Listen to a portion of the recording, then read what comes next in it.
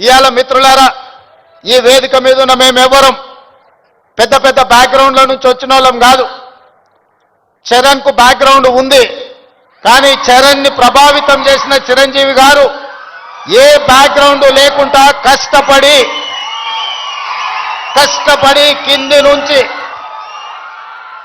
ఈరోజు దేశమే గర్వించదగ్గ ఒక్క మహానటుడుగా ఈరోజు ఒక్క మంచి మనిషిగా గుర్తింపు పొందిండు అని అంటే దాదాపుగా 50 సంవత్సరాల నిరంతర శ్రమ, కఠోరమైన దీక్షతోని వాళ్ళు రాణించగలిగిన. వాళ్ళు కఠోరమైన కష్టాలను ఎదుర్కొని, కష్టాలు వచ్చినా, ఇబ్బందులు ఎదురైనా, అవమానాలకు లోనైనా ఏ రోజు కూడా బాధతో కుంగిపోలేదు. భయంతో మాదక ద్రవ్యాల వైపు లేకపోతే వ్యసనాల వైపు బానిసలు కాలేదు. నిటారుగా నిలబడి వాటిని ఎదుర్కొని ఈరోజు ప్రపంచానికే ఆదర్శంగా నిలబడే విధంగా ఈరోజు వాళ్ళు రాణించారు. మరి ఈనాడు మనమందరం ఆలోచన చేయాలి. ఉద్యమ స్ఫూర్తి అయిన తెలంగాణ రాష్ట్రం, ఉద్యమాలతోనే సాధించుకున్న తెలంగాణ రాష్ట్రంలో ఈరోజు పాఠశాలల నుంచి కళాశాలల వరకు, కళాశాలల నుంచి యూనివర్సిటీల వరకు విద్యార్థులు గంజాయి ప్రభావితానికో లేకపోతే డ్రగ్స్ మహమ్మారికి బలైపోతున్నారు అని అంటే మనందరం చూసుకుంటూ కూర్చుందామా? ఒకసారి ఆలోచన చేయండి. అందుకే మిత్రులారా, ఈరోజు ప్రపంచ దేశాలలో అత్యధిక జనాభా ఉన్న దేశం భారతదేశం.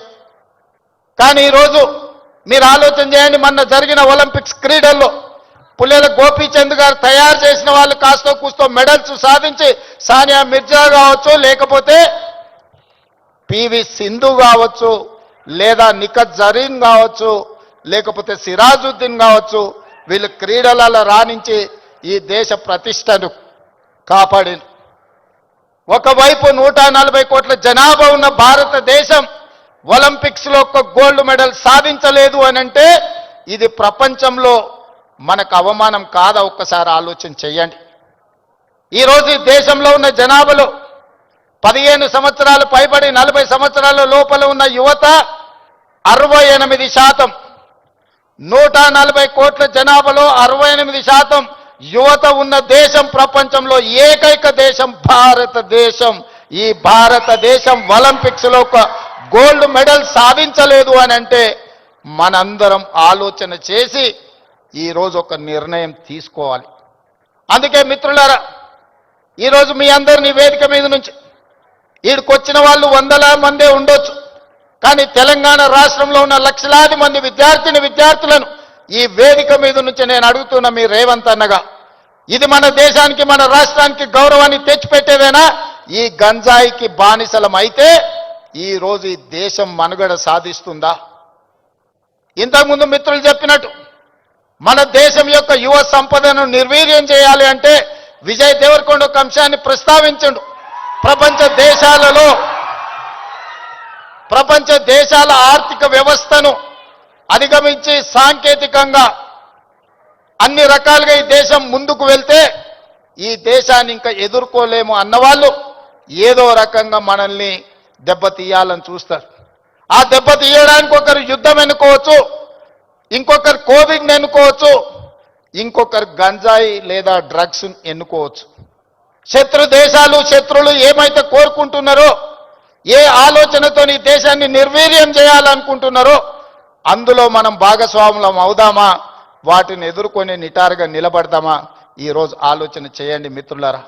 ఇవాళ పంజాబ్, హర్యానా ప్రాంతాలలో, దేశ సరిహద్దు ప్రాంతాలలో దేశ రక్షణకు ఉక్కు కవచంగా నిలబడ్డ పంజాబ్ రాష్ట్రం, పోరాటాలకు దేశ స్వతంత్రంలో అగ్రభాగాన నిలబడ్డ పంజాబ్ ఈరోజు డ్రగ్స్ మహమ్మారిలో కొట్టుకుపోతుంది.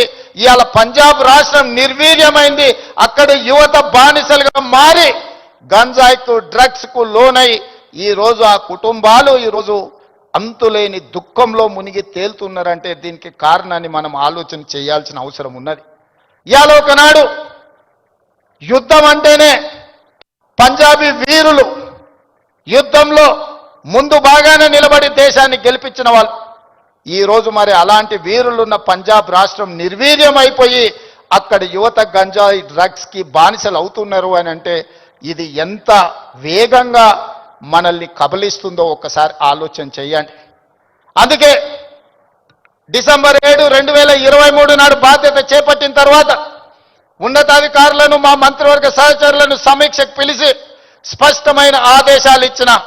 ఈ రాష్ట్ర సరిహద్దుల్లో ఎవరైనా కాలు పెట్టాలి అనంటే 100 సార్లు ఆలోచన చెయ్యాలి. ఈ ప్రాంతంలో అడుగు పెడితే తిరిగి పోము. అది గంజాయి అయినా, అది డ్రగ్స్ అయినా, ఇంకే రకమైన మాదక ద్రవ్యాలు తెలంగాణ సరిహద్దులను దాటనివ్వద్దు. అవసరమైతే సరిహద్దులు దాటి వాళ్ళ వెన్ను విర్చాలి అని చెప్పి ఈరోజు నేను మా అధికారులకు ఆదేశాలు ఇచ్చాను.